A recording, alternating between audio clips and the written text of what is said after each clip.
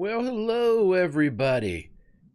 As we get back under the mountain, and ladies and gentlemen, boys and girls, friends of all ages, I am super duper pumped to be back with this fantastic crew, back with the Legion, back on the channel to do a little more of that delve that we love so much called Dungeon of the Mad Mage. And so when we get back into all of this, we have to go backwards to go forwards. And last time we had our special guest, Staffan, who came in and was able to kind of tie together some interesting threads for our characters. And so with a brief recap, I will tell you what happened so we can find out what will happen. And so last time upon our show, we had the arrival of the aforementioned Straw, but before all of that, we saw an odd sequence of events where this small forest gnome was rushing through a crumbling cave with none other than the Lass of Lyrics. And as they rushed through, pursued by some great pounding sound, there was a portal ahead. Straw jumped through, but the lass was trapped beneath a crumbling column. We would leave her story there and follow Straw as he returned to our wonderful party, directing them with muddled thoughts as the instructions that he was given were cloudy and nebulous in his mind. But by hook or by crook, he was able to get the crew to believe in him enough by telling them secrets only they would tell themselves, pursue a purple tent inside this wonderful Feywild carnival they found themselves in. And as they finally reached that area, they entered inside and saw a much larger chamber, a mausoleum, a temple, a grand structure built to some unknown deity, some unknown patron. But here across this area, this wonderful palace of prosperity, piety, there was an altar. And between them and the altar was water. Dierne Hall was the first to realize that there was an absence of the weave in this place. Magic did not work. Their items, their spells, anything that they would innately call upon from their physiology was not present. And so instead, they set out as 5 adventurers, mortals, if you will. And as they touched the water froze, giving birth to an ice construct of some kind. And by a combination of ice capades, salting the creature, and just sheer, unadulterated badassery, the group came together like never before, and they were able to get their bard across the ice to the altar. Now, you see, Straw had told them one thing that he could remember was that a secret must be sung into this altar, to this anvil. And as our bard sang her song into the anvil, it was struck by our barbarian Kyogen, and the fragile crystal that held both Feywild and Undermountain in place shattered and shifted. And as the group looked around, once again beneath the earth in a cavern far below the streets of Waterdeep, they saw themselves. No longer did they see a carnival. Their friend Straw, their new friend, old friend, their friend Straw disappeared. But their old friend, new friend, still friend, Garnet was visible just across the cavern, alone. And that was where that story ended, but we dropped the story at the beginning with the Lass of Lyrics, and we returned to her at the very end of our tale, our last session.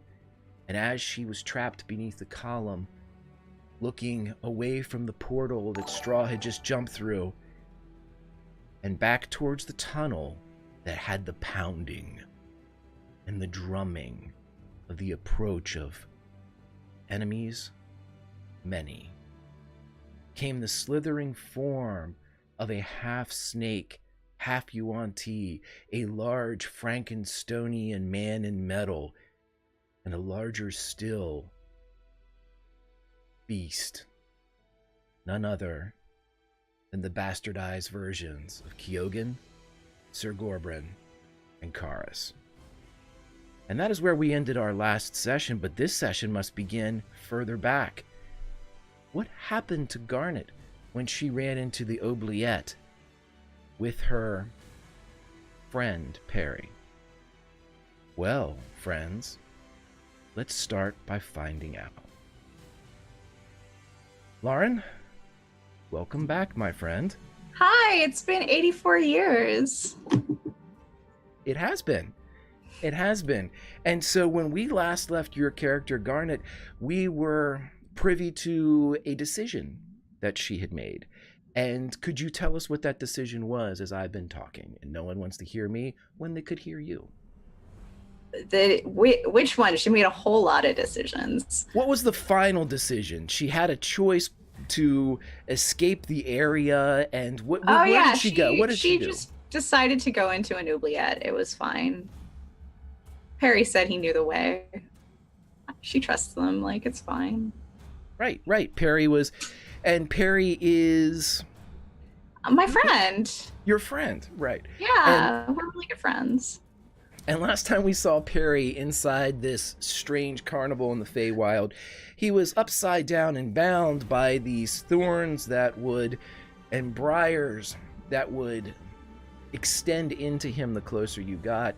And after a bit of a confrontation with an archfey, a very pompous archfey, there's no just a strange being that was there, we were then given the choice that Lauren, through Garnet, made to race opposite of this crazy, pompous madman with her friend Perry into the oubliette. And that was the last that Dierne Hall saw of her, and the rest of the party was unaware of her disappearance. So now, we are in the oubliette as the hatch closes above, and as Perry turns to look at you, his body not quite sundered, but he is hurt. He has been tied with these vines and these, just the constriction. I gave him a potion. Last session, so he's slightly better. You do, and that has healed a lot of the wounds on him, but the exhaustion, mechanically, this would be levels of such, have taken their toll on him. And he looks at you, but instead of showing the countenance of a being that has suffered, he shows one of a being who is so very happy. And he extends his hand, as battered as it is to you, to Garnet, to take it so you may run into the oubliette. Perry, shouldn't we stop and rest first? You're really hurt. I'm fine. We have to get away. No, Perry, look. If this is the oubliette my brother made, it is a death trap, and it is probably full of undead who really, really don't like me. So we need to rest so that we can get through this alive. Very well, but let's rest further in. I know a way removed. It's how I survived. We can skirt around some of the dangers and find a corner to rest in. When did you get in here? Why were you even here? It's how I got back to you. That madman placed me in here, but I had to get through. And I did. Found the way. Oh, God. Perry, I'm so sorry. This is all my fault. No, you helped me, and I wouldn't even be this far without you. I should have just waited till after the wedding to run away.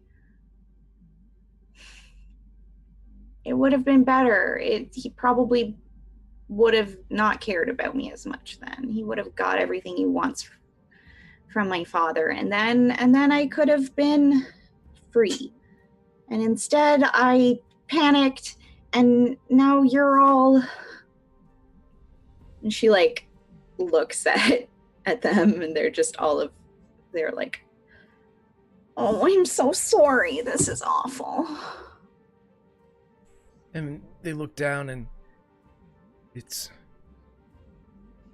I think you're wrong. I think he would have come for you even after the wedding. He seems determined. More so than I've ever seen in any being. That's why we must get further in. He'll be coming. I don't even know how he knew about us, let alone how I feel. You're right, we should go. And they again extend their hand to you. She'll take it. As soon as flesh touches flesh, Perry leads you deeper into the stoned tunnels of the oubliette, and seemingly, almost unerringly, takes a left and then a right and then a right. And what seems like doubling back long lengths of corridor, taking a left here, the second right here. Eventually, a corner appears in front of you. And in this corner, without the need for a roll, you see that there's dust and cobweb, as if this leg of the oubliette has seen no activity. And as soon as you get there, Perry slumps back against the corner and pats the ground beside them. You must rest too. Okay. And she'll sit down and very gently kind of wrap her arms around his waist. I missed you, Harry. I wish it didn't. I wish this wasn't the way we were seeing each other again. They drop their head to your shoulder, and you can hear not labored breathing, but just exhaustion manifesting in every exhalation and inhalation. It's just drudgery to breathe. It's just sleep needs to happen. But Perry continues to talk. Just glad you're here. I don't care what happened. I'm just glad you're with me. I'm glad you're with me too. That's what I've been doing since I ran away. I've been looking for you. when I helped you escape the Feywild the first time, I thought about asking to come with you, but I didn't want to burden you with some stupid girl who doesn't know anything about the material plane, so I didn't. But I regret it. You're never a burden, but I'm glad you didn't follow me because he would have found you. He didn't even know about us. He didn't even know about me then. It would have been fine. I mean, or maybe he knew about me. Everybody knows about my father and his stupid challenge, but I mean, I don't know. Maybe we could have been happy. We will be. I'm happy now. But I think he wants you more than he wants your father's land or whatever it was that he was talking about. I don't know. Why? We never even met. As I said, he's very determined.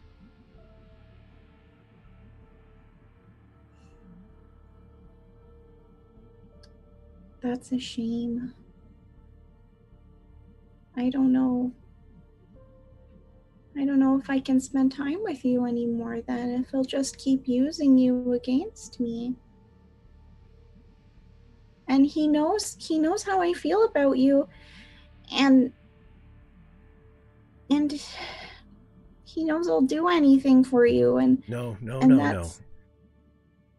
I won't leave you again. If he comes, he'll find the both of us. We'll face him together.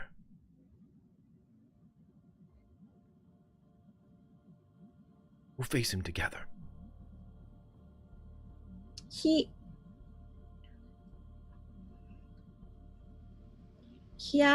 said, he demanded that I say I don't love you, but I couldn't say that. I'm so... You can... With Perry's head on your shoulder, you can feel their jaw trembling a bit.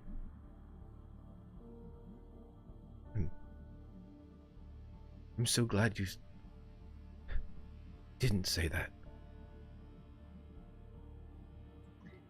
I think it would have been a lie. They look up at you. Promise me. Promise me we'll stay together.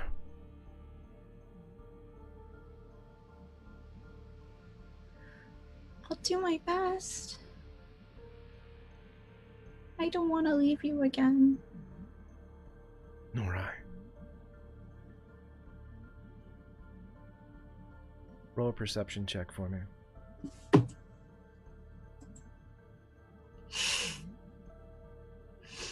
I see the universe.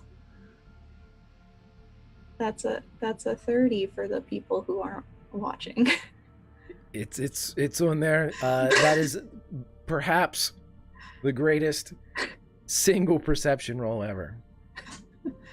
You feel beneath the stones where you sit, Garnet, there is a shiver at, with a 30 perception, the atomic level, as you can feel the quake and the vibrations through the stone. Perry seems to look around, but you feel it. You feel the rumble.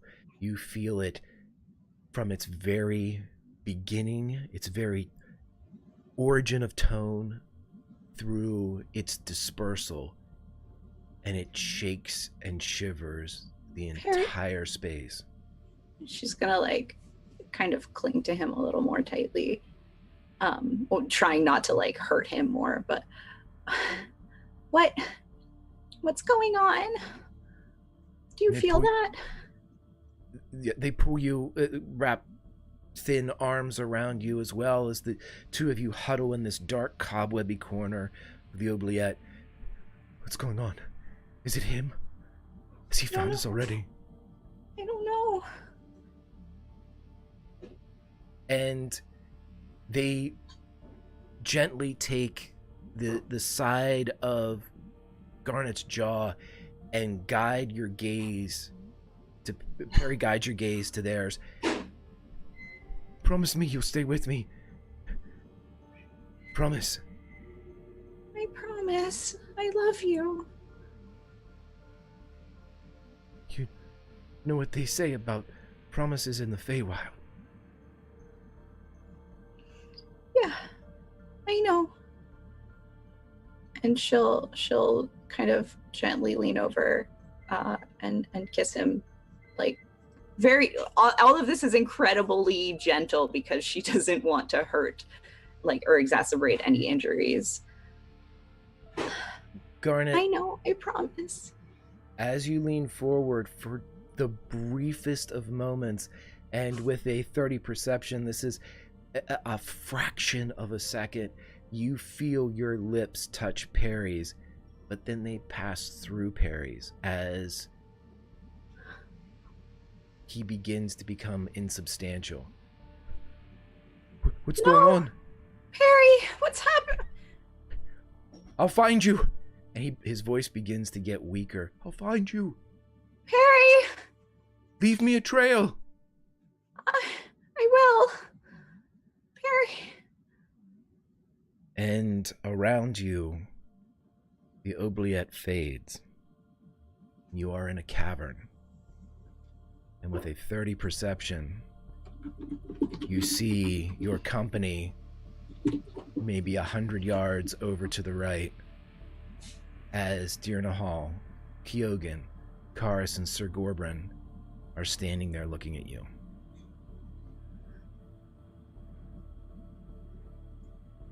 Red!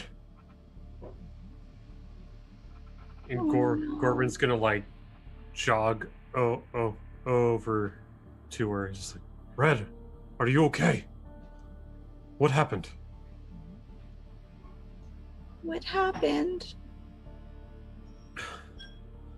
Was it real? He's gonna... Was this all just... Garnet. Was this all just an illusion? So he's gonna grab her by the shoulders and is like, Garnet, are you alright?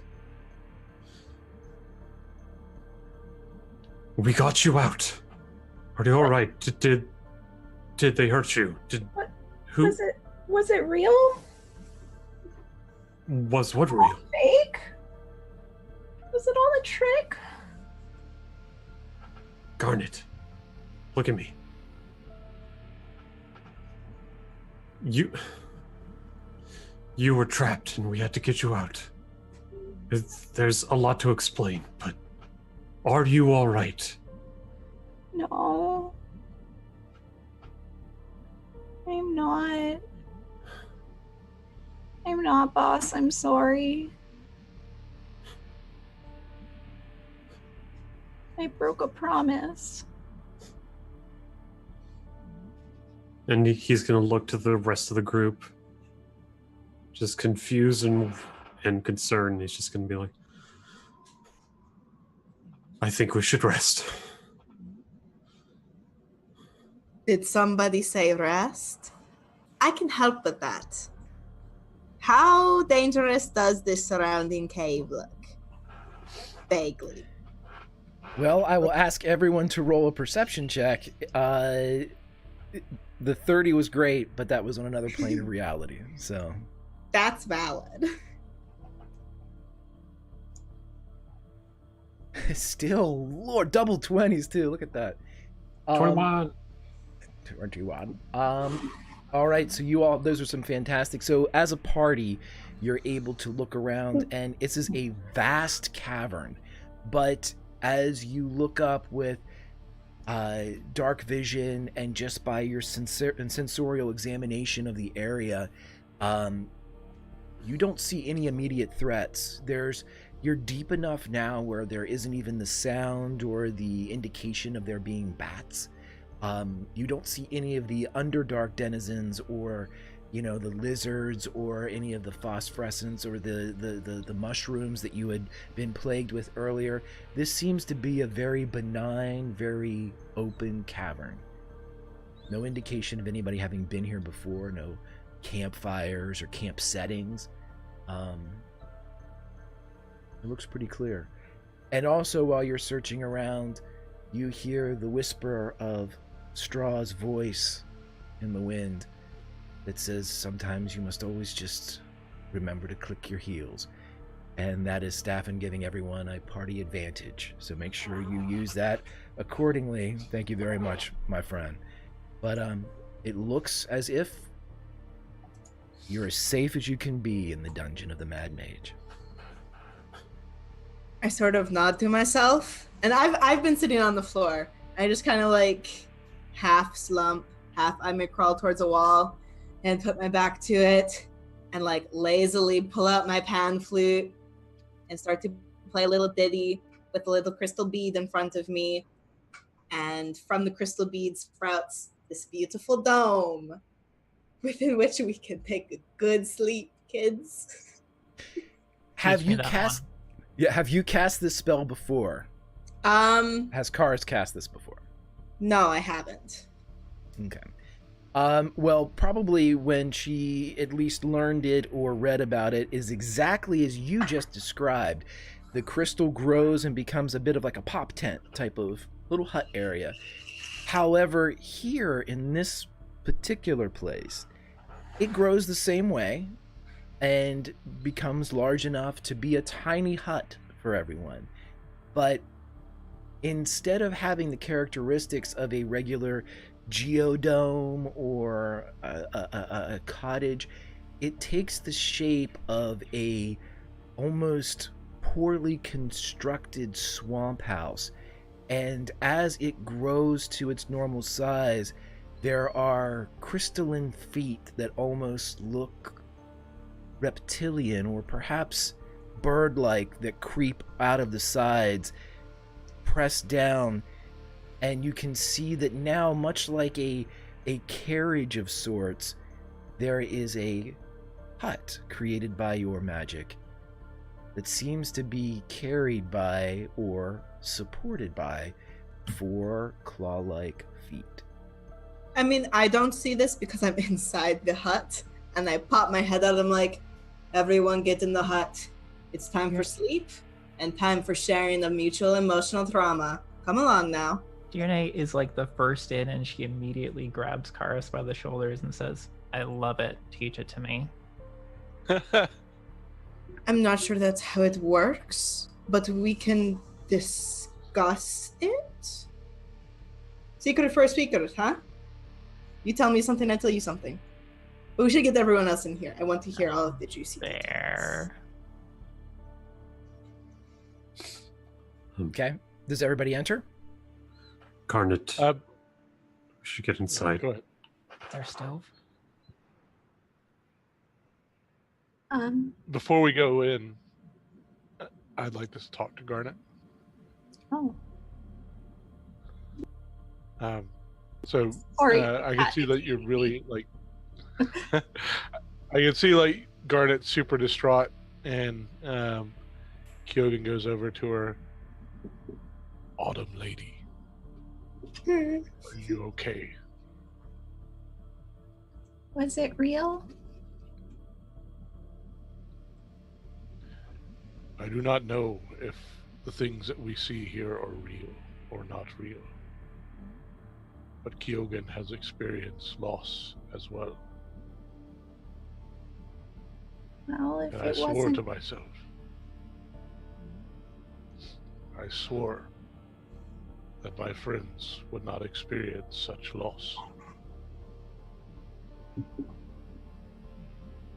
You have my promise. I will help you find your love.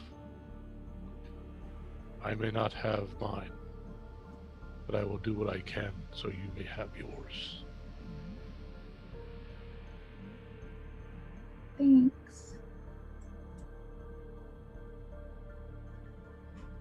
And with that, he just sort of walks into the hut.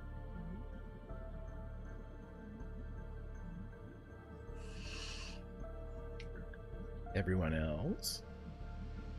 I'm already inside making waffle fries and curry. I'm still with Garnet.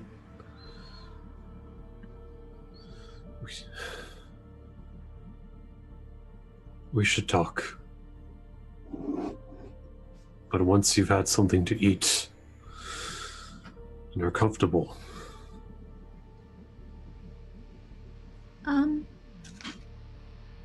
Okay.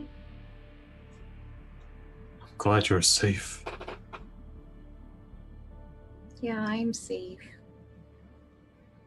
I thought I lost a friend. I wasn't supposed to come back. What do you mean? I broke a promise. Now I've broken 2 promises.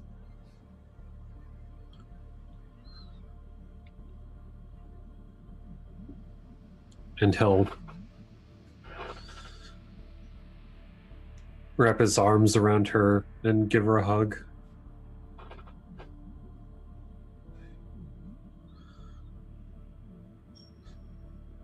And he'll just stay there for a second, then look at her. It's like, you've always been there for me, so I want to be there for you. If you, whatever this is, whatever that was, I'll be by your side. Whatever the cost. This isn't something that you can protect me from, boss. He'll smile. I can certainly try, at least. Now, come. You need to eat. We all need to eat and rest. We took some wounds. Yeah, you look really hurt. Then he'll kind of like wipe some of the blood off of his chin. It's like, I'll be alright. Just a few field dress wounds will be fine. I need to see to the others at least. See if they need anything. Okay. Alright. And he'll bring out his hand for her to take. Yeah, she'll stand up and with his help and go into the hut. Okay. They walk Okay. into Potter's trying to teach Dierne how to play a scale, and it's not going well. What are you trying to teach her to play a scale on? On my hammered dulcimer, I have it across my lap. I'm just like, okay, you have to go here, then here, and then here, and then here. This is very important for bardic spellcraft. You have to learn the basics. Okay, as you walk in on all of this lesson of bard and song, everyone feels a slight shift and your perspective elevates as the last of you walk into the hut. The hut itself lifts off the ground and you see that the 4 feet that had come from the body of the hut extend up to about 8, 10, 12 feet above the ground, and almost as if you're riding on a cushion of air or a very stylish suspension system, it begins to walk slowly around the space, leaving no tracks as it just figure eights and rocks much like the cradle would, back and forth, back and forth. I don't remember this being a part of this spell, but it is very soothing. How does everyone else feel? Are we all going to die spontaneously? Are we good? Dierne shrugs and plays a minor pentatonic scale. Okay, Do- I would like a performance check from both the bard for instruction and from Dierne Hall for the student. For fucking with her because Garnet Hall knows the basics of music. Well, this is bardic music though, so there's it's all brand new. Okay, I will use an advantage on this because it fits the character. I agree. 18. 18's definitely not bad.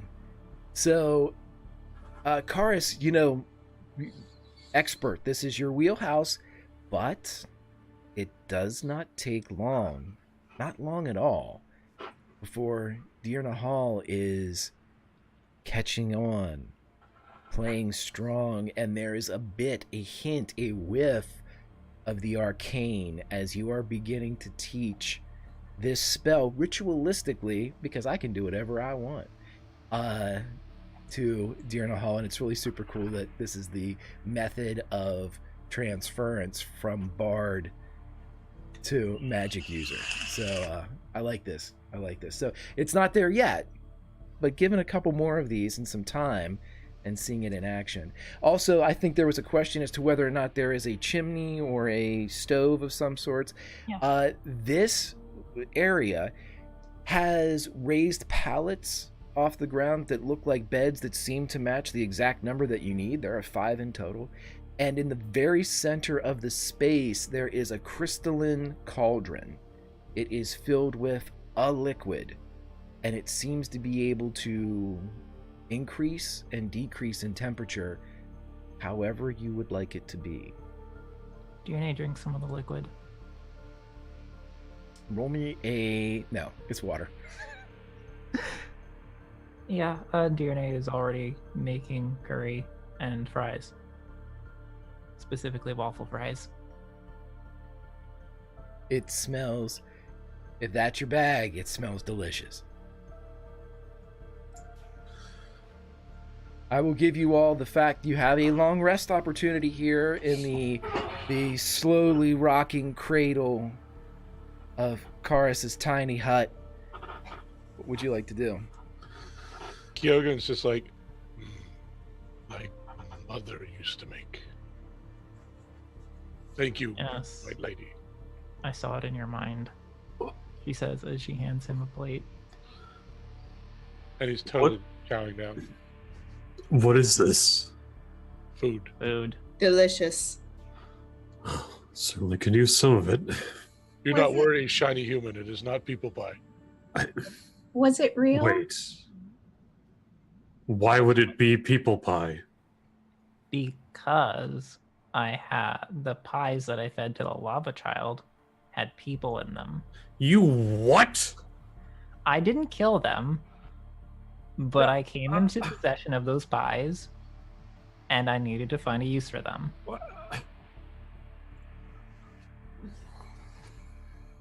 I scoot next to Garnet because I'm the person that pays attention when one person tries to talk and the rest of the group doesn't listen. And Dierne sits on the other side of Garnet Mhm. because she doesn't want to talk to the paladin.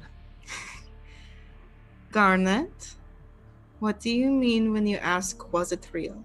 Let's start with the what, and then we can help you figure it out. Yes? We were home, right? What is home to you? The Feywild. Feywild? Okay. Was it I real? remember Karis thought that. Dierne did determine before that they really were in the Feywild, I believe. That sounds Yeah. right. Yeah. And Dierne I says- will let you know this, that Dierne was able, with a roll that you had during it was absolutely verified that it was the Feywild. And Garnet, with your 30 that you rolled as part of that perception, every fiber of your being said that was the Feywild. Dierne just says that was the Feywild. I can confirm that. One thing that you did not See, after you went in the oubliette, it turned out that that archfey was an illusion. What? Really? I thought you should know that. I'm giving that one to you for free Hmm. because I like you more than most people. Oh, thanks. I like you more than most people too. I think that means more coming from you than it does from me. Well, if that's true that it was real, then that's bad. Yeah. Said you broke a promise? Too. That's not good. Dierne just like takes out a smudge stick from her bag and lights it and hands it to Garnet. Hold this. Okay.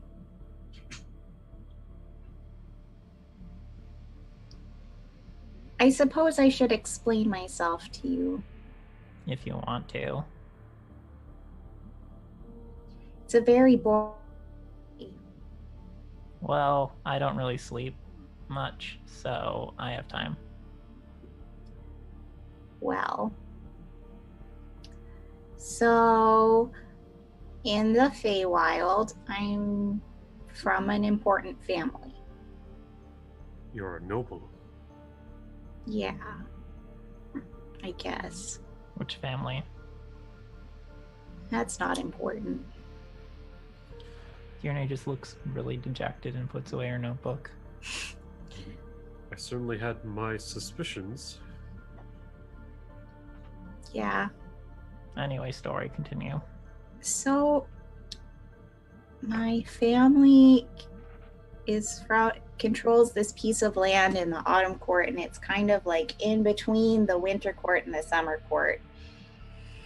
And both courts really, really want it.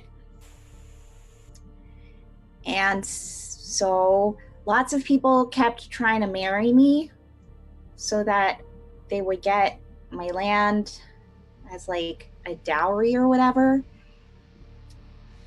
And that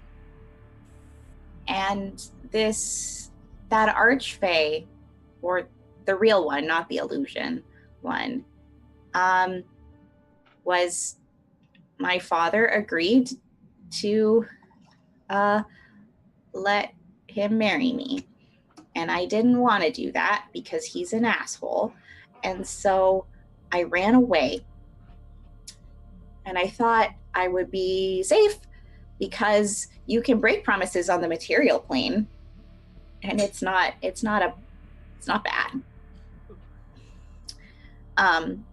But I guess he's been looking for me. And he hurt somebody I really cared about to get to me. So if he comes back, I have to go with him, because if I run away, he's going to hurt all of you too. And I don't want that.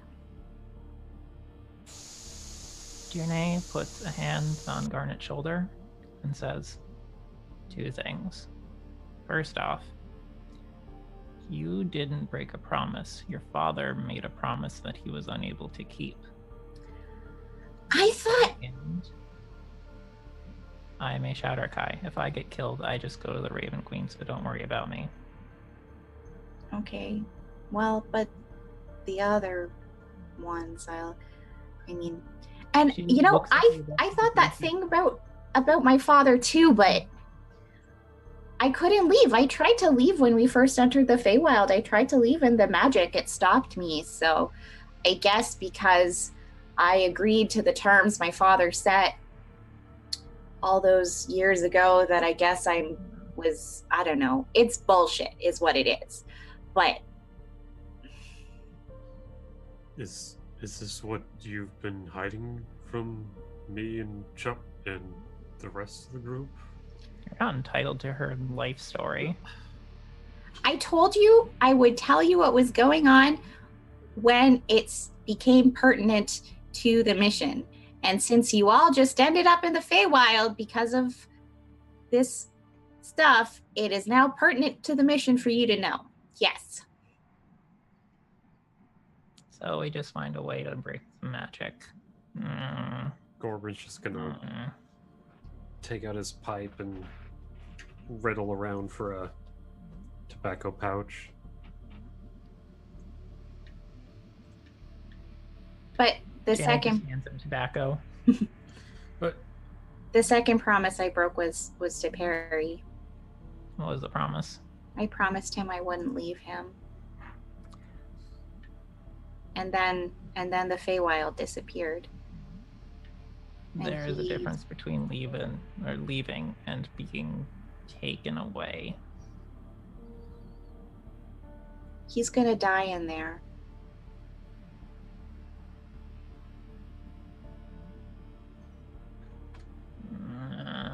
This is a lot of information for Everybody else has died in there.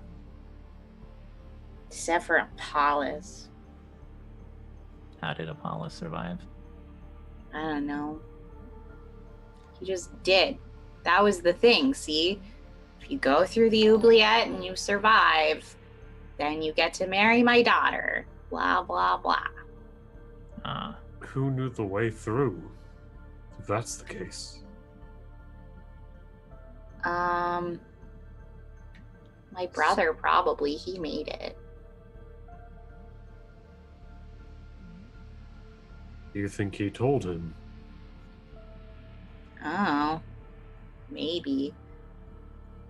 But I don't even know what Apollos wants with my father's land. He's an archfey of the spring. And the spring court doesn't even care about all of that stuff. So I don't know. It's all dumb. It's all just dumb political bullshit. And it's super boring. And that's why I didn't tell you about it before. You know what I could do? What? I could marry you to someone else, and then he can't marry you.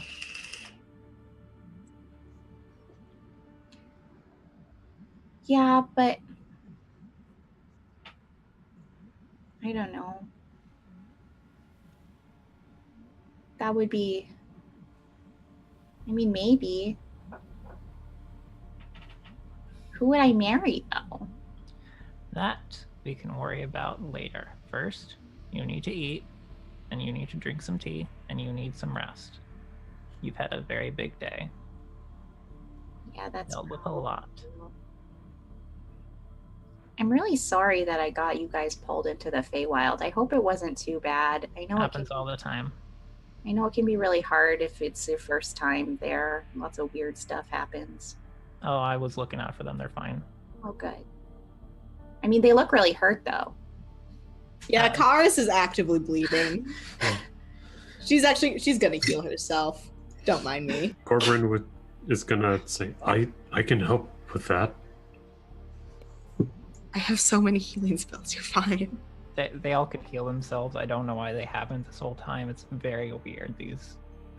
I don't understand prime material people. I don't either. Why do you say that? You Because don't you weren't understand healing yourselves. prime material people? Because we're not from the prime material.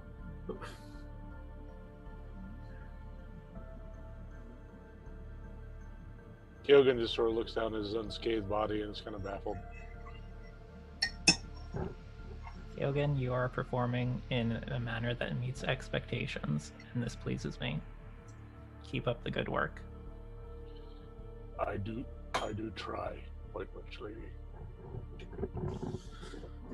Has anyone met Straw before? Before this? Oh. No, but I've met him after this, apparently. Apparently, we all have. We met someone, Garnet, after you disappeared. He said he was from the future. Yes, he was from the future. And apparently we all fell. And the only way to stop it was to get you back. That sounds weird. That But means you will save our lives in the future. Thank you. Oh. Well, I hope I still do that. I mean, things change, right? Future is not like set. Stuff changes all the time. Yes. But I mean, if there's an opportunity to save all your lives, I will. Good. I will hold you to that. I promise. Now finish your tea. Thank you for the food. I'm gonna take this outside, but thank you. No, no, no. Where are you going? Promise to share your emotional trauma. Boss. I simply would like to step outside and have a meal alone. Why? I mean, we are like Boss? 8 feet up in the air, so are you just going to like pop down? I don't know if I'm going to be able to get you back up. Do you get cabins? I think you're trapped here for the night. And he's gonna look down. How far down is it? Oh, about 12 feet from the floor to the cave floor.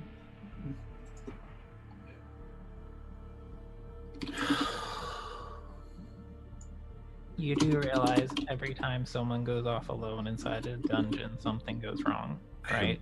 I was simply wanting to go only a few feet away. I wanted some privacy. Do you have any idea how easy it is to exploit a few feet? It Why is. do you go by- And he'll just like light his pipe. Just like take a big long draft of it. Boss, I'd like it if you stayed. Kyogen kind of looks around the hut. Shiny human. I don't know if you've noticed, but it is a rather tiny hut. I suppose praying is not exactly the wisest course right now. You can go ahead. I do not judge you or your false gods. Go ahead. That was kind of rude of you. What? Like, All gods are equally false, Garnet, except for mine. it's fine. they're really mean to you. And I don't know why. Maybe it's just like discrimination against paladins. But like, you guys have to stop being mean to the boss. He's good. He's a good man. I just wanted to point out I didn't say anything. Kyogen's like looking around, like trying to figure out who was mean to Gorbrin. As a DM, I'm going to interject here and say that I completely agree, and I can absolutely attest to the Paladin Knight stereotype. I go through it every Wednesday. So, Gorbrin, I am in your camp. Kyogen as a character literally doesn't understand this whole like absolutely devout to your god concept. So he's like, oh. And I just didn't want him to get stabbed by some random sneaky goblin or something. It's true. You should stay here, though. Greg, is there a porch at least? Is there a porch to this hut? It would be nice if there was, and that would be really helpful right now, but there's not. So, I will ask you all this, though. And, Karis, you feel kind of a guide, if you will, in your spell, that as soon as Gorbrin got near the entrance, it was almost like it was asking whether you wanted it to lower back down. So you have the ability to do that. Of course, no one else knows that. But Can there at least be a smoking balcony? Like he can. that would help, but no. It's already fancy enough. You guys are being ungrateful. You have so much here. This is has legs, damn it. Yes, be happy with what you have. Dierne starts decorating the walls a bit. I'll allow it. They take color, or etchings, or drawings, or She's probably gonna like prestidigitate like a sunset on one wall, just to try to get people to relax. There's a Can I sunset sit now. next to Gorbrin?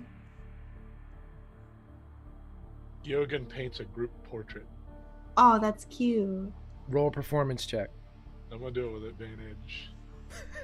Dierne like finger paints like a really crude Ow, attempt finger at, paints. Oh my um, god. she's trying to basically just copy any like religious iconography Gorbrin has on him. Just He has none. oh no. I guess she draws like a little sun with a smiley face. It was an 11 And for like my group has portrait. like a little arrow pointing to it, and it's like your hypothetical god. Seeing that, he's just gonna turn to Charis and just say, "Is there a way you can lower this down? I'll be only a few minutes." I have a question first. You How have do to- gods work? I don't know. I I know. know that people. I know. I'm asking. I want to know about Gorbrin's god. I don't follow a god. I'm confused. Oh, okay. Everyone says Look, they look, follow it's God okay. all the I'll like. Is this, Kayla? Is this something that Gorbrin like does pretty regularly? Like, Yeah, like he usually like wants some time to himself at some point during the night that you guys have spent together sometimes. okay, Like he'll just like take a break for a second and like step outside. okay. I'll explain the boss's deal if you let him go have his moment by himself. He's an introvert. He needs to be alone for a little bit. Fine. Okay, I just wanted to understand his point of view. I know it. I understand his point of view a little bit. We've been working together for a long time. I'll explain it the best I can, and then you can ask follow-up questions after Gorbrin has had his alone time. Dierne just takes out the bit of Gorbrin's hair she has and like makes like a little magic circle on the floor What are you- around it. What? Instead of a nice slow lowering, we definitely do the amusement park ride where it's the tower. We just drop.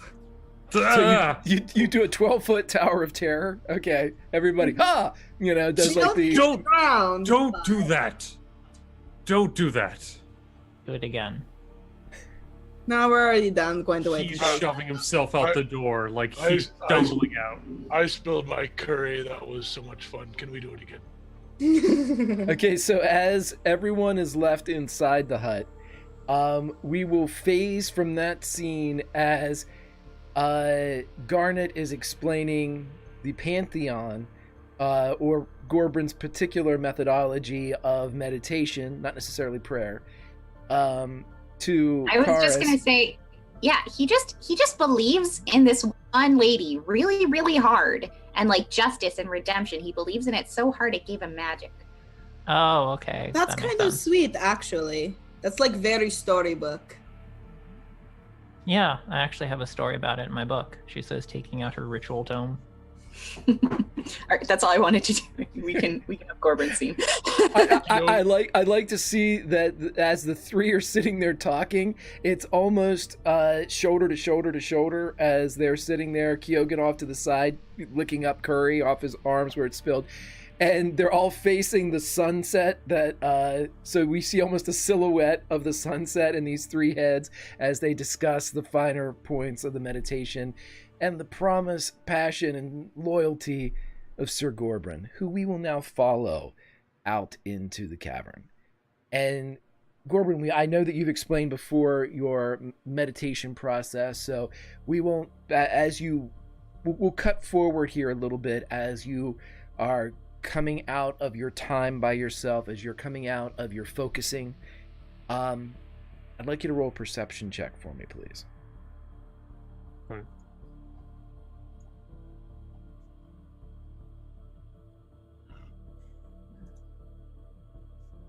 $17. So with a 17, and as you've explained it before, it's a very quiet process that you've gone through. Well, And go right ahead. yeah, he doesn't really like go on his knees and pray. I would imagine he finds the comfiest looking rock and just sits on it and Like, he starts off with, like, I don't suppose any of you are listening today. And just talks about what happened, to hoping someone will hear. He doesn't know who. But Well, with your conversation, as you're having this and as you're describing the events of the past several hours, it's at the end of this process, at the end of the conversation, that you hear the lapping of water rhythmically.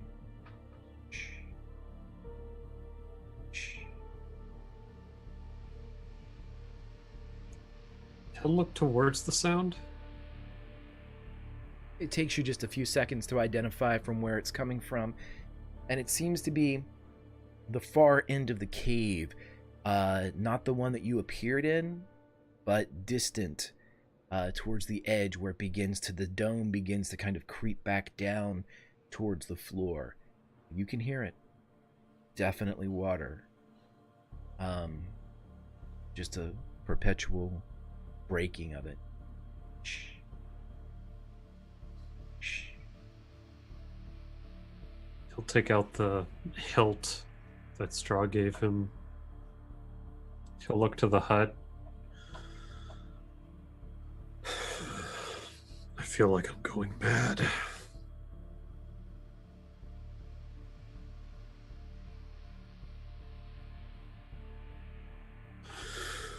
And he'll start walking towards that sound.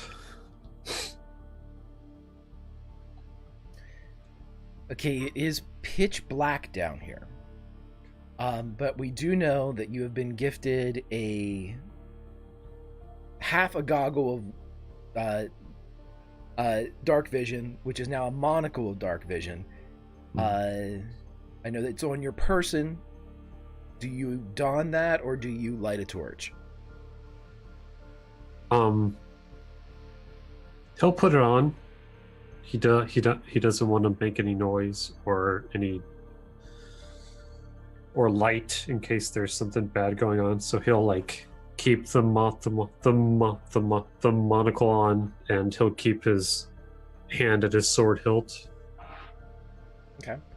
So as you progress towards the sound, if you're doing so quietly, please roll me a stealth check, Paladin. And I'm gonna use that with advantage. This is a normal roll. Yep. That's a 13. 13? Okay. I've surely seen worse. And as you get closer, looking through the monocle of dark vision, you get into an area where the dome meets the floor, and there is a tunnel, a wide tunnel that opens up. And as you creep down through that tunnel, the ground beneath you becomes loose, very smooth pebbles. And as you quietly crunch through those pebbles, you see a river in front of you. And there are, at least as far as you can see, nearly a dozen boats just parked there, beached. He'll look around, see if there's any figures on the shoreline. Roll perception for me. This sec.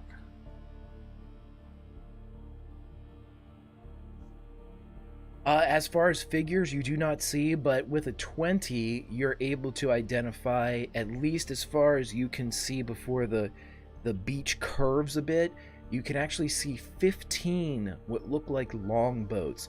These would be very similar to the canoes of Native Americans, especially those in like the Northeast or the Eastern Seaboard. long, kind of curved at the ends as they sweep up, all identical in construction, at least by the shading that you can see through the dark vision. They all appear to be the same color. Again, you can't see colors, but the tone of each seems to be the same. But nobody present to fill those boats.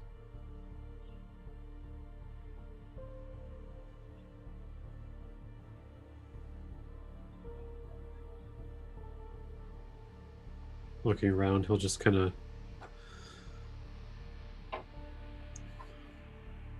nod. I wonder if they went this way. I should get back to the others.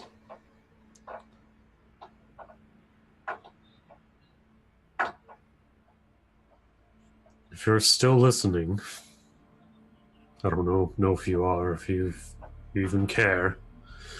I don't know which one of you gave me these. But keep them safe. I don't care about me, just keep them safe.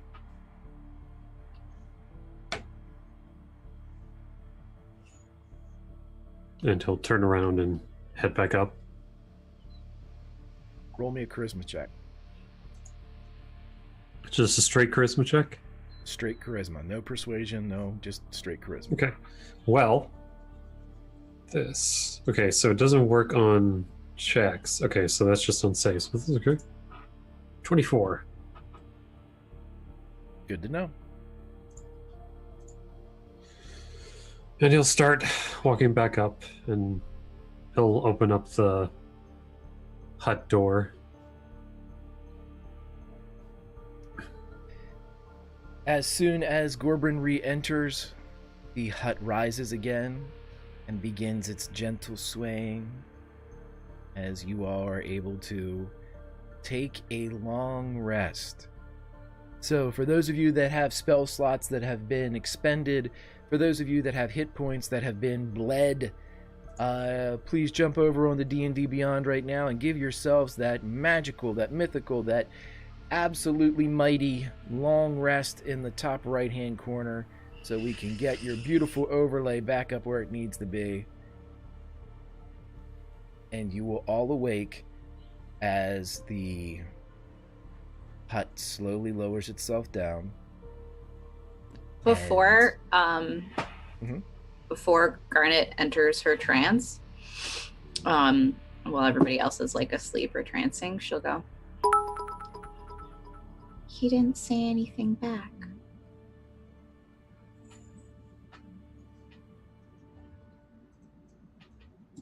And since Dierne also trances, she's probably up before everyone else and goes outside herself. Roll me a perception check when you go outside. Dierne Hall, the hut lowers for you. I was gonna float out on my broom. It slowly drops. It continues to walk, almost like a low crawl, like a military, almost elbow to elbow, knee to knee. And it continues that nice, gentle rocking motion, but it drops down to about 2 feet off the ground. I step out, but I sort of sit on my broom as I step out, so I sort of go down a bit, but land on the broom and hover a little bit above the ground. And I got a 19 on that perception. It's a few moments after you are floating, not touching the ground. The hut behind you, not making any sound as it continues its circuit, but you hear the lapping of water. Shh. Shh. Coming from the far side of the cave. I'm gonna quietly float over there on my broom. Roll me a stealth with advantage since you're not touching the ground.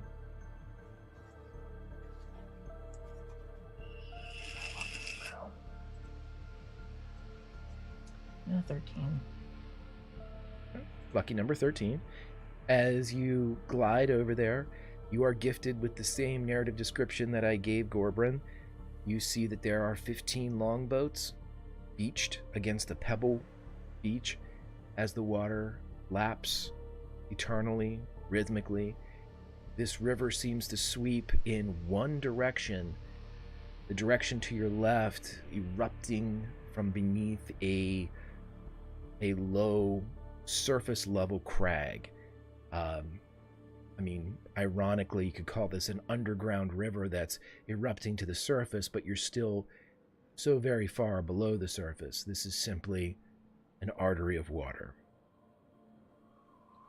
Dierne's gonna float over the canoes and look down in them. You see that each of them have basically a rudder, which kind of differentiates them from the description of the canoe earlier. They have a built-in rudder. They each have one paddle in them as well. They seem designed for probably comfortably 3 people. And she's gonna float sort of out over the river, but also up, and take maybe some of her fresher rations, maybe something with more meat on it, and drop it in the river to see what happens. Okay, do me 2 things. Roll me a perception check for when you pull out over the water, and then roll me an arcana check. Okay. It's a 23 perception. And an 8 arcana. Okay, so with the perception, you get an odd feeling like in your stomach, in your gut, when you ride out over the water. It's not dissimilar to when Karis dropped the hut the 12 feet to the ground. It's that butterfly, that continual butterfly feeling in your stomach, and can't pinpoint where it's coming from, but it's very constant. Activate my Eldritch Sight. All of the boats glow. Okay. The magic boats. The river, not at all. And not because it's not magical. Your sight can't see it. This is not unlike the inside of the temple.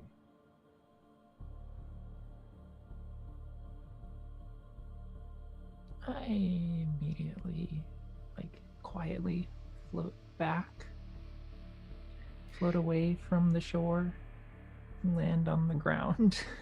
Just as you float away, that meteor piece of ration that you threw into the water, you just see, or more hear, a splash.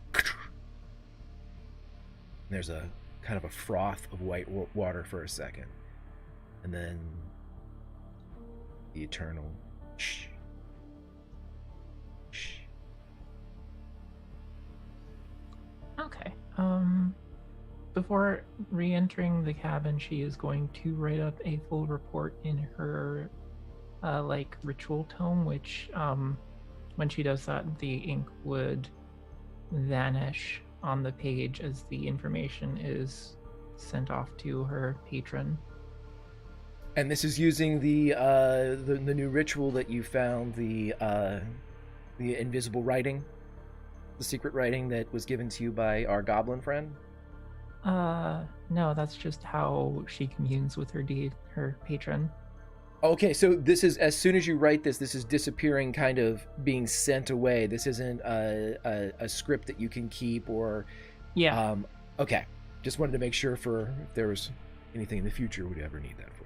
So it obviously works. It disappears, but again, you know Undermountain well enough that this is like being somewhere where you have maybe 1 bar. It's just takes a while to download or upload anything. Yeah. everyone else, you wake up as the hut slowly lowers to the ground. There is the sound of all of you coming to rest, those of you that are still asleep, as the hut folds its claw legs into itself, almost as if it's curling up to sleep, and it begins to shrink, forming a bead again. And those of you that are resting feel the cold stone beneath you and not the crystal of this structure.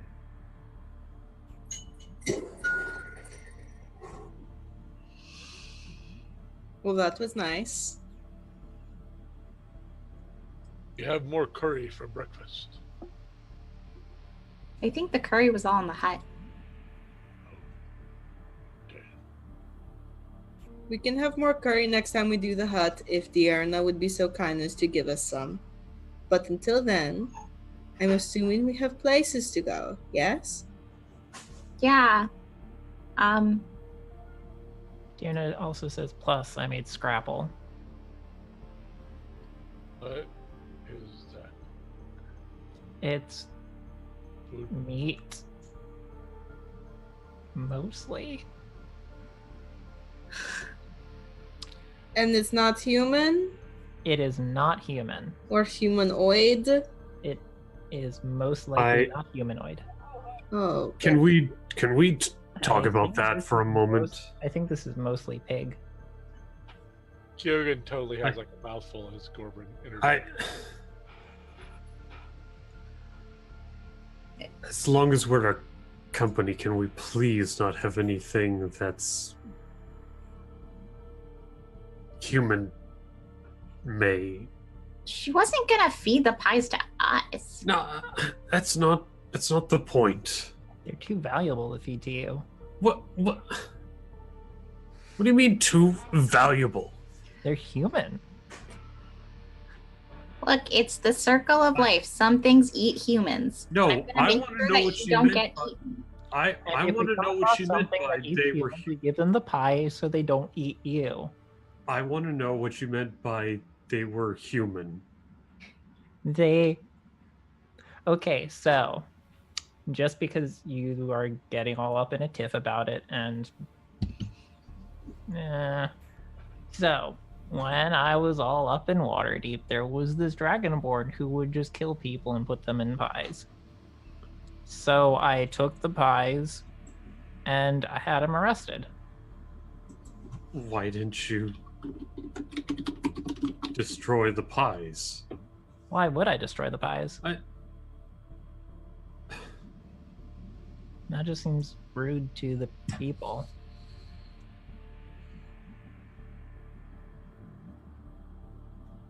At least this way, they can help us out. Plus, their souls have already gone. I did like that whole praying thing. It's fine.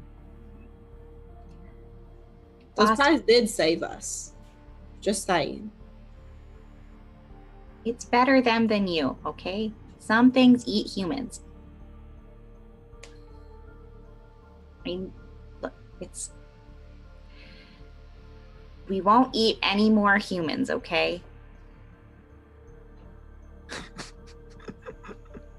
It's a low standard, but I think we can hit it, folks. I believe in us as a group. I think together we can choose to not eat humans. It's not funny. There were so many t-shirt lines that just came out of that conversation. I'm not sure. I'm going to have to go back. There's a t-shirt in it. We're going to try not to eat humans. I think... Okay, I'm sorry. Go ahead. I guess I can look for the trail again. There are boats that way, but it's the spooky river. The boats are magic. The river's probably magic, and there are things in the river that probably eat meat. So... Human pie. There's no more. We got rid of it. Yes, there are no more human pies. Oh dear. You know what? Whatever shall we do? I would say I would want to do an insight check, but Kyogen's like fully Captain America. I understood that reference. Gorbrin, you already... Dierne, You don't Dierne, have to. What? give me the pies. What pies? Give me the pies, please. You're Honestly, No. Dierne, it's kind of rude to have human pies with a human around.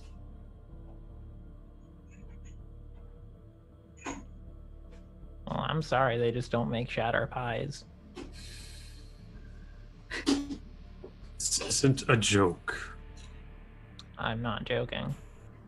Dierne, he's really uncomfortable.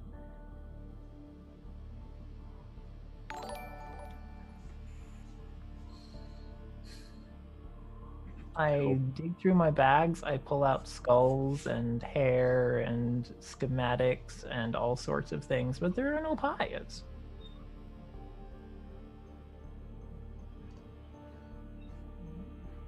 Okay, now it's an insight check. You're very rude. Dierne, I will allow you to roll a regular d20, and you can apply your own modifier of either deception or persuasion to it, depending upon if you are lying or telling the truth, but you do not have to tell Kayla or Gorbrin that, and then compare that to the insight check. Like with my dice right here? Yeah, I'll take that. It's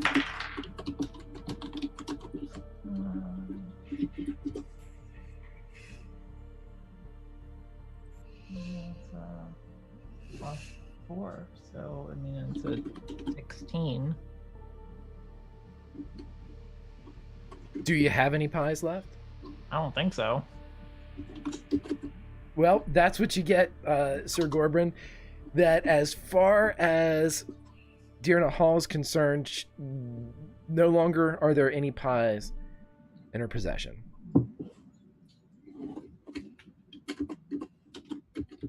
It should also be noted that she keeps things in a very, very strange order. Like it seems disorderly, but when she packs everything back up, it somehow seems to take up less space than you'd expect. A chewy decimal system, if you will.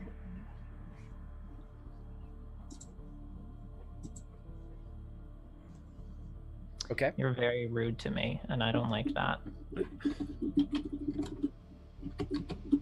Let's just go. So as you are all taken down to, I'm assuming, by the very same warring parties of Sir Gorbrin and Dierne Hall to the beach, you are all gifted with the same narrative. As you crunch into the Pebble Beach, you see that there are 15 longboats there.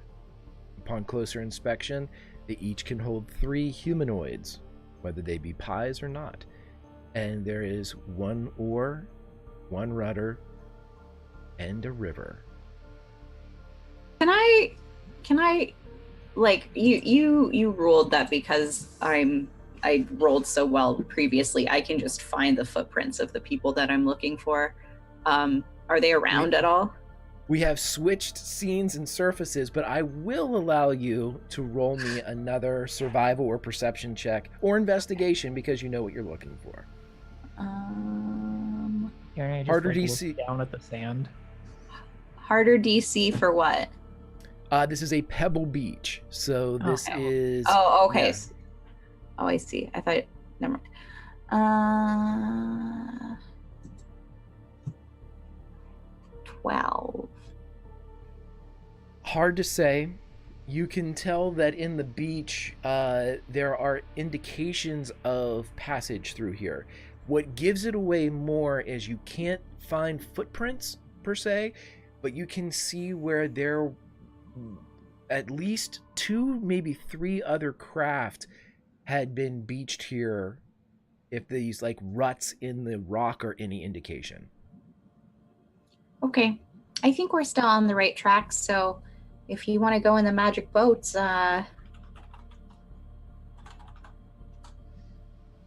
we should. Dierne sort of just shuffles over to the boats with her Eldritch Sight going and tries to inspect them closely to maybe see if she can figure out kind of what kind of magic is going on there. Sure thing. I will allow you 1 more Arcana check. I'm gonna do an advantage for this. That's a 21. It's odd. The enchantment seems to be, and perhaps as you discover this, Dierne, as you take your fingernail and kind of scratch it along the wood, the railing by the rudder, just as you do so, you see the wood fill back in behind your nail mark. It looks as if whatever these craft are constructed from or constructed of seems to have some type of permanency cast about it. There's something else too, but it's beneath that enchantment. She nods, takes a handful of like pebbles from the beach, turns to the party and says, "Self-repairing boats," and just starts eating the pebbles as she stares at them. Kyogen's already in a boat, and he's like, "Let's go sailing." I pop up in the boat next to him, ready to go. Dierne gets in that boat. Okay, so here's the fun part. A boat can hold 3 people, 3 humanoids. So we can have 1 boat of 3 and 1 boat of 2. Mechanically, here's what each boat requires. It requires somebody on the rudder, somebody, let's just say that has good dexterity might be good on the rudder. There is also an oar.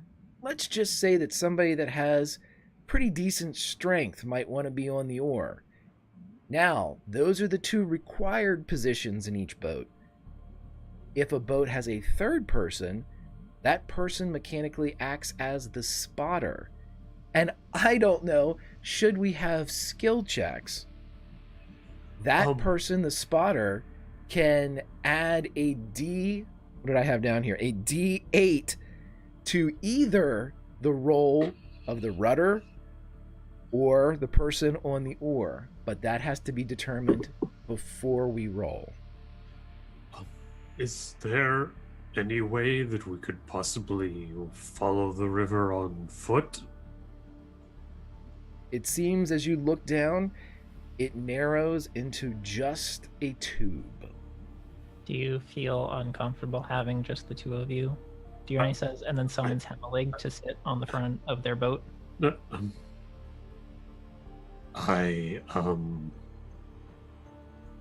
fine. I'm fine. While they're all talking, Garnet would like to, with the in the guise of like kind of looking around and checking out the beach, would like to pile some, like surreptitiously pile some stones together in sort of a cairn that, you know, somebody looking for like a trail. To follow? Yeah. I was going to ask you before you got in. Fantastic.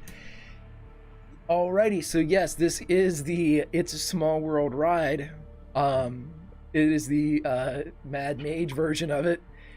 I just need to know, you've got 2 boats to choose from, 3 in one, 2 in the other. Tell me how you are going to see the sights here in Hallister Blackcloak's Devil's Shore.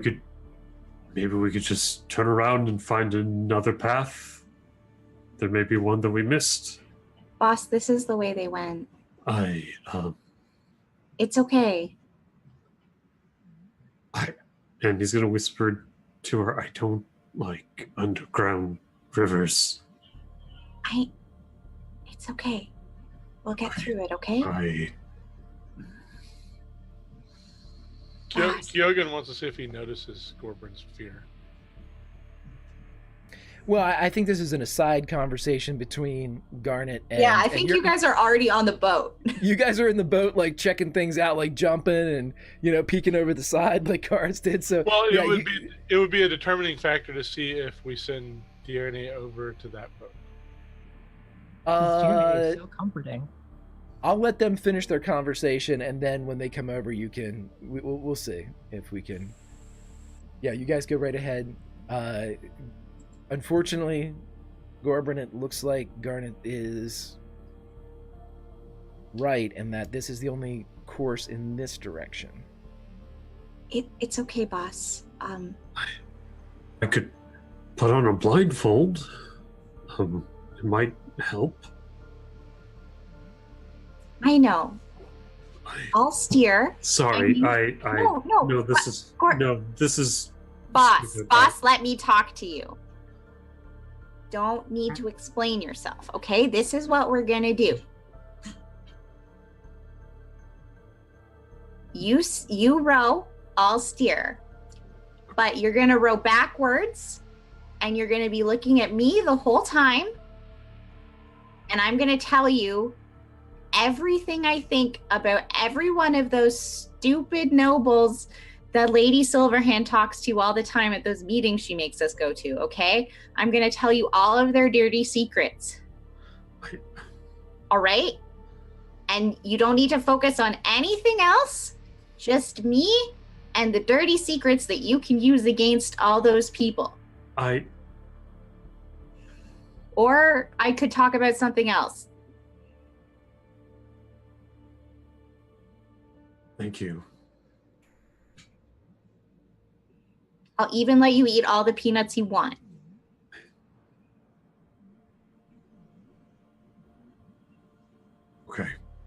Okay, I can do this. Yeah, you totally can.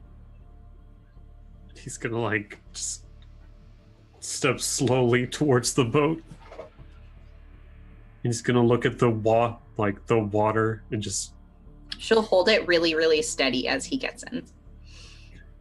He'll clamber in just quickly as he can. If it's any consolation, Gorbrin, the boats are extremely well made. Probably a bit of an enchantment like the permanency or the self-repairing boats that Dierne Hall pointed out also makes them feel sturdy. So when you get into it, there's a bit of a confidence about the craft beneath you. But I will ask again, Gorbrin is on the oar of one boat. Garnet's on the rudder of one boat. Where's everybody else? I am going to be the spotter because I've seen Dierne Hall go about on her broom and she's so graceful. I imagine that she's going to be pretty dexterous. I'm not, and we all know Kyogen is a very strong boy. So, I think that's the best way to do it, folks. Kyogen's totally sitting there with an oar in his hand going, roll, roll, roll your boat. Lay down on the stream. Okay, so just like the two big guys in the group, one's just like, yay, and just the other one's like, oh god, please, no. If it's any consolation, Hemmeling's on your boat. Oh, is Hemmeling back? Was he? Yeah, he was dismissed. Sit on to spot on their boat. Oh, okay. All right, so Hemmeling comes back.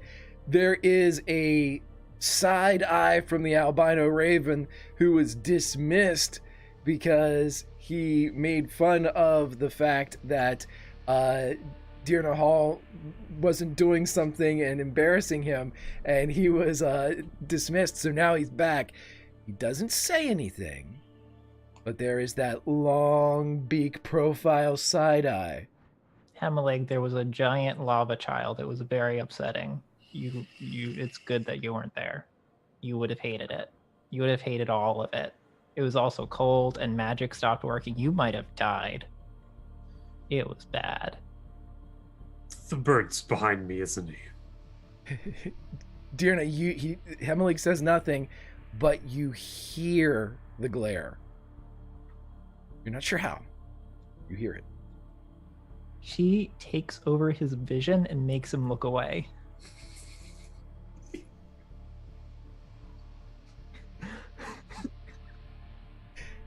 He's just gonna mutter a prayer and he's gonna cast Bless on Charis, Kyogen, and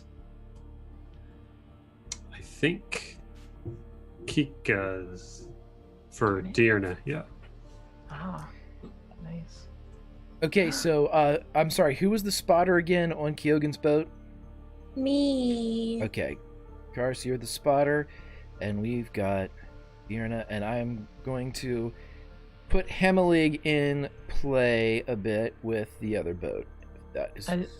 his assignment. Yeah, I'm gonna have Hemalig sort of hop over to Gorbrin and sort of peck at him lightly and Nope. through him cast guidance. It's gonna You feel like the perch on your shoulder, and it's more like I should have had a V8, as you just feel a white feathered wing just against the back of your head as you have been guided. Hello, bird.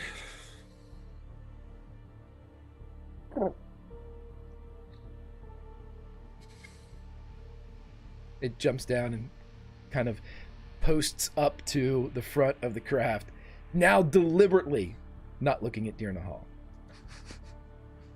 And to guide our way, Dierne Hall casts her dancing lights ahead of us, and they take like the silhouettes of these little glowing crows that sort of flitter about above the surface of the water. Fantastic, I love that. All right, so as you all pull away from the Pebble Beach, you take to the water, and as soon as you do that rhythmic lapping, you feel very much like a theme park ride as the mechanics beneath the surface grab hold, and you feel the current begin to pull you down towards this tube that's ahead of you. As you are all sitting, the water is calm. The current is strong, and so the side walls of the tunnel begin to creep a little bit faster as you go. Hemalig posts a bit, flaps his wings, and you see some of the under feathers kind of jostle as the current increases the wind down here, relatively speaking. And at this point, I would like my rowers to give me athletics checks. I would like my rudders to give me acrobatics checks. And I would like my spotter to give me a perception check, but I need my spotter to tell me who they want to help first. So they're spotting for either the rower, which would increase their score, or the rudder, which would increase that score. I would like to help Dierne. Okay.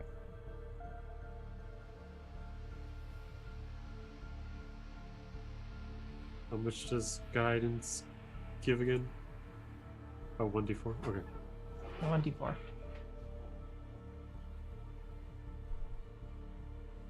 So what? Okay. 20? Oh, wait, no, hold on. Oops. So I got a total of 25 on this rudder. 16. Okay, so as the craft cut through the dark water, Kars, you're getting used to kind of the shadows, not the shadows, but just the shapes that are kind of jutting from ahead as you all go through here. So you miss the chance to help at this particular juncture, but it doesn't seem like anybody needs it, especially Dierne Hall, as the craft expertly goes between, and the two of you are almost running parallel right now, as again you feel another grab of the current, and it gets a little faster as you feel everything dip a bit. I would like everyone to roll a perception check. And the black staff, she gets so drunk. Oh my god. Says the weirdest shit. I want it to be noted that Hemlock is eavesdropping. I'm gonna do this with advantage. I'm gonna actually take this at disadvantage because I'm backwards. So, Oh my god. but it's just gonna be like, it's like, to be honest, the black staff has always rubbed me the wrong way. I know she and Lady Silverhand have always had their issues. Nah, I mean, that's just power struggles, you know? I don't know about her and her Force Grey. It just seems a bit of a stretch. I don't know.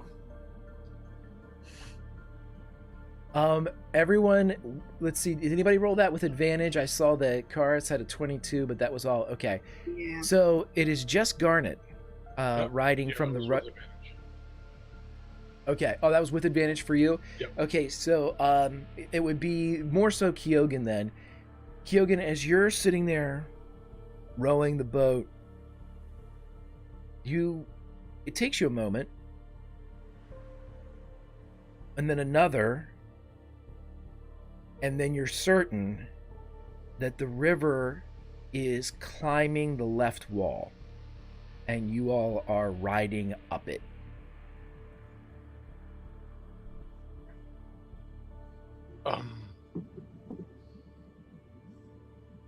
I don't know how to explain this because on Bear Mountain, rivers don't work like this.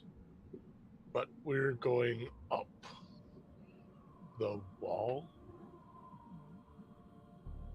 As soon as it's pointed out to you all, now that this kind of perspective is in play, Dierne, you feel that odd butterfly feeling, as does everyone else, as you slowly creep up the left-hand wall.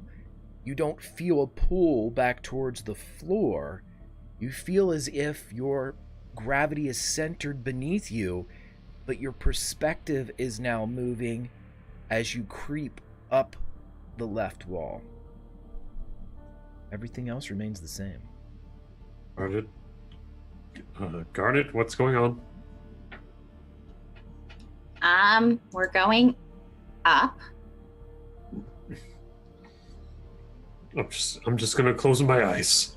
I'm just gonna. Yep. That's fine. That's fine. It's okay. You can. You don't need to have your eyes open to row. It's cool. And it's at this point that I'm going to ask our spotter. We are ready for another round of rolls. Who would you like to help? I'm gonna help Kyogen.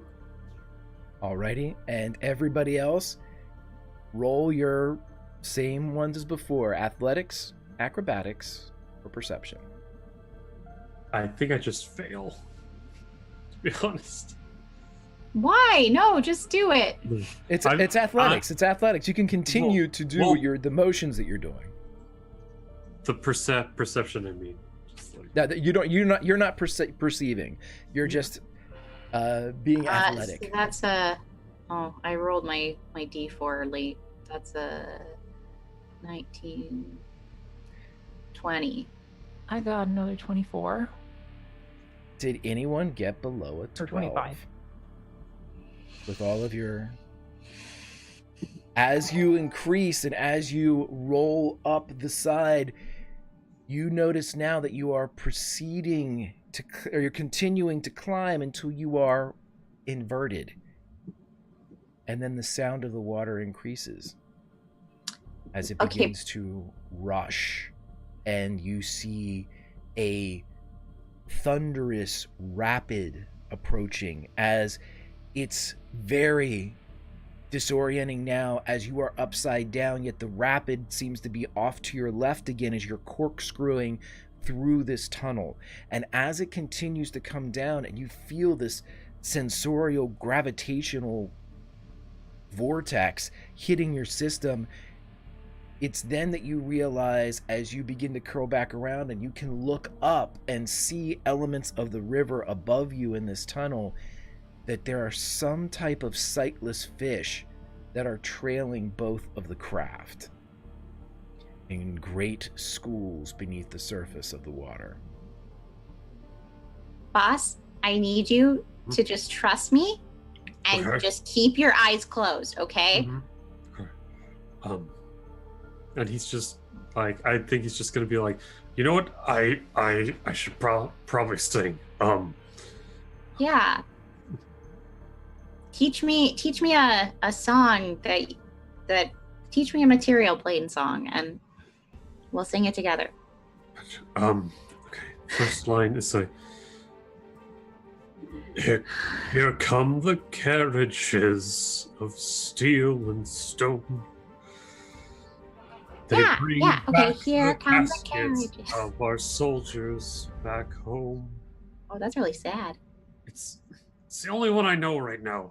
That's okay. It's fine. It's not. There are worse ones from the Feywild.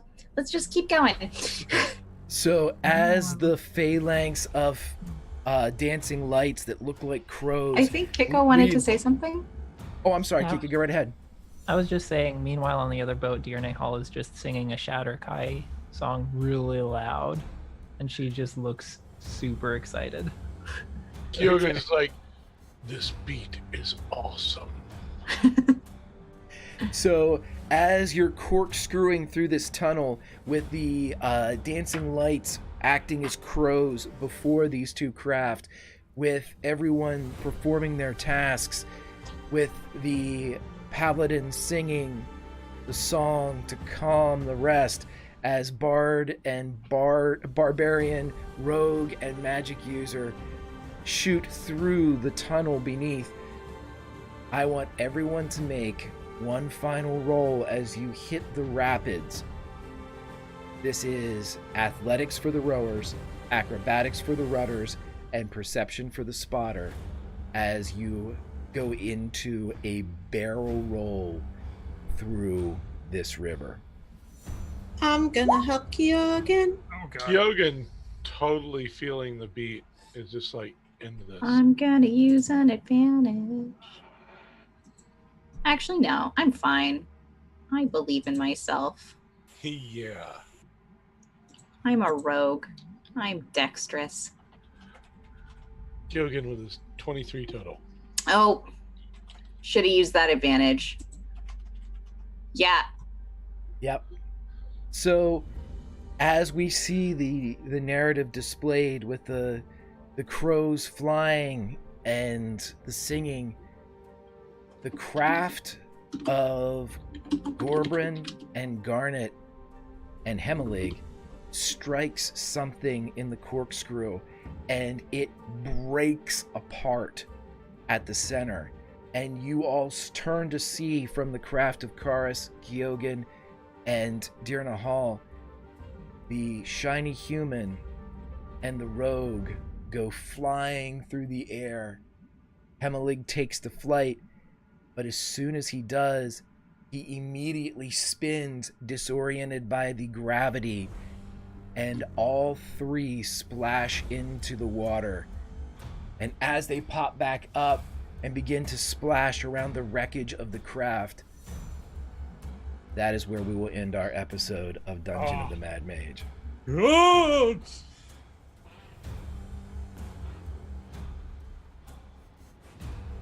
So many t-shirts tonight.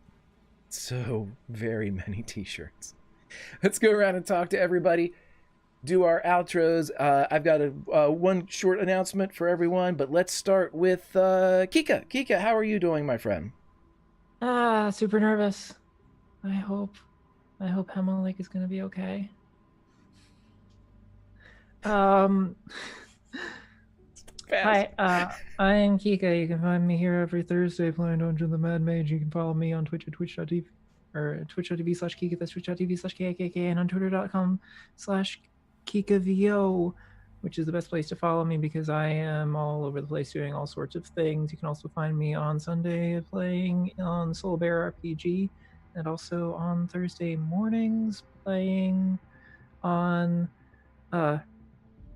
the Greyhawk channel for Secrets of Castle Greyhawk. I also would like to announce that I will be doing 2 panels at PAX East, one on transgender representation in tabletop gaming, and the other on respectfully playing outside your own identity. I have really good panelists lined up, so I hope you guys check it out. I'm very, very nervous. So that's mostly things with me. Should I say anything else? Is there anything else I need to cover? I don't know. That's a fantastic one. Okay. Everybody, link is up in chat. Please follow Kika so you can check all of the wonderful things and be able to experience funny D&D and kindness, because like we always say here, it's really nice to have both of those. And Let's also go down be to... cursed with- I was just going to say, and also be cursed with tweets such as, you ever think about how braces are like corsets for your teeth? I saw that one. I love that one. Yes, so once again, if you want to give yourself 30 seconds worth of just not being in some place that you don't want to be, in my instance, that's work, When I read that braces are corsets for your teeth, it's a 30-second vacation. What more could you ask for? Lauren, how are you doing, my friend? Well, I've been better. It's fine. You got the smooch. It was fleeting, but you got the smooch. I did get the smooch. That is, for those of you who are keeping track with me, 4 RPG smooches this week, which is a new record, and I feel very powerful. I am, however, very mad at Greg. I have never heard a Lauren say that before. Oh my god! It's almost like you're very, very good at upsetting us. Will I use it for good or evil, my superpower? Go ahead, I'm sorry. I am Jael_NiceGirl on Twitter. I play lots of games on different channels, so you can just check out my pinned tweet. I also now stream sometimes on twitch.tv/starvingsoubrette. I stream one-player tabletop RPGs. I've been playing a lot of Quill right now. It's a fun game about writing letters. And I also am the co-host of Too Many RPGs, a show about where we talk to creators and fans of actual play, about the shows they love and why they love them. We are currently looking for recommendations and fans and creators who want to talk about some things that they like. So you should go to our Twitter at Too Many RPGs, and our pinned tweet is a link to a sign-up form, and we will definitely take a look at all of the submissions, and maybe you'll get to be on the show. It's a fantastic show. Do all of that. Link is in chat, as is the Too Many RPGs handle. Do yourself a favor again. Listen, I'm poor at most things, but luckily I'm blessed to have fantastic people to play with. Follow all these people and add fantastic to your life. Speaking of which, Kayla, my friend, how are you? And where can we find you online? I'm doing just fine, though I don't know how Gorbrin's going to be if he lands up in water with plate armor. That's going to be interesting. Yeah. But it will be. But you can find me on on Twitter and Twitch.tv at Koros RPG. I tend to talk a lot about D&D and RPGs because that's my jam. And currently, I'm probably going to be talking a lot more about mechanics and stuff like that. But when I'm not here, you can find me on Sundays at the Soul Bear RPG channel, where I run a game called The Shattered Eye, where Kikavio is one of the wonderful cast, where it is a sword and sorcery Roman-inspired homebrew world that has been great so far. I am blessed to have this this cast, and I think maybe this next time they'll come up across a manticore who's a little bit souped up from what the D&D Dungeons Master's Guide has, so it'll be interesting. Fantastic again, link in chat. As we go over to Blen. Blen, how are you doing, my friend? And where can we find you online? You can find me on Twitter at Blinnebee, BLINNEBEE. Let's see, I'm here. I'm going to be in a couple of D&D related projects coming up. I don't know if they're officially allowed to be announced yet, so I'm not going to, but check out my Twitter to be updated when that happens. The release date for the first volume of 4 of the Uncaged Anthology has been announced. It's going to be coming out on March 12th on DM's Guild in PDF and print, published by Ashley Warren RPG, the beautiful cover art by Samantha Darcy. There are so many amazing people that have contributed to it, so please consider checking it out, sharing it. It's the pinned tweet on the profile, so be sure to get in on all that sweet goodness. I'm going to be in volume 2, so if you stick around for that, that'd be awesome. Fantastic. As you were speaking, I'm writing myself a note to add to the chat next time. So everyone, link right now in chat. Make sure you follow to get information up to date as we spin lastly but not leastly around the horn to Jason, my friend. How are you doing and where can we find you online, sir? Doing awesome as always. Another fantastic session. Lots of emotional heartstrings being tugged on by Lauren early on, which is always a good thing. Well, sorry, I don't mean it that way, but you know what I mean. The RP is always fantastic. I love to make other people suffer with me.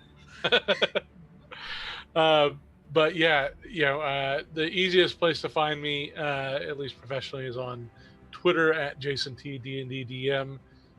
Though you'll probably see a huge blow up here shortly with an amazing charity foundation that I am involved with in running a charity stream for called Jasper's Game Day that helps raise suicide awareness and uses tabletop gaming as an outlet for that.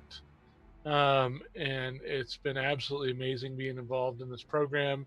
And I am absolutely 100% honored to announce that the amazing Greg will be one of our DMs during that charity stream, which will run an entire week. There'll be a whole group of each day will have two 2-hour sessions and a 4-hour session. And we have earmarked Greg for being one of our flagship 4-hour sessions. So I am very thankful to have him aboard for that. Kudos to you, sir. Oh, thank you very much for having me. I'm super duper looking forward to it. All of that will, of course, follow Jason. Links in chat.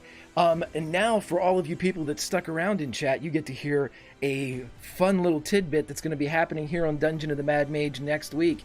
If you're on YouTube, look right down and you're going to get a little help as well whenever you're watching on YouTube and next week's show is posted up. We are sponsored, everybody, and next week we are going to have our very first giveaway here on Dungeon of the Mad Mage, and I can't say what it is yet. All I can say is boy, is it sweet. And you're really, just hang out, and we are going to get some stuff done. We have a lot of really fun things coming up here on the channel, chief of which is something that the team being Dawn, Lauren, that's Salty Ginger Lauren, Kiana, Allison, and myself have come up with a way, or at least a first step, to help pay our casts for their time, because if we don't respect, honor, and promote our own creative endeavors, who will?